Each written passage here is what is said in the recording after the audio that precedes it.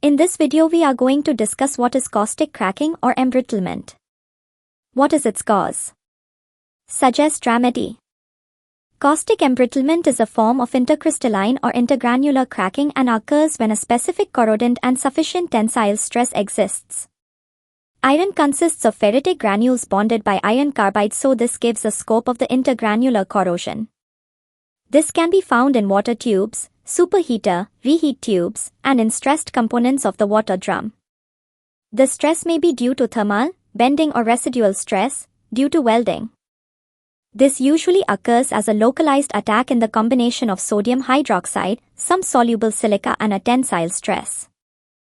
The mechanism begins with the accumulation of the corrodant sodium hydroxide due to DNB, departure from nucleate boiling, deposition, evaporation at the water line, small leakage, high heat flux, rapid evaporation, high pressure. This corrosion below 149 degrees Celsius or with sodium hydroxide concentration below 5% is rare. Increased susceptibility occurs at about 20 to 40%. This corrosion is difficult to identify in the beginning and non-destructive testing has to be carried out at the suspected areas. At some time after the initial start of the corrosion, this manifests as a whitish highly alkaline deposits or sparkling magnetite.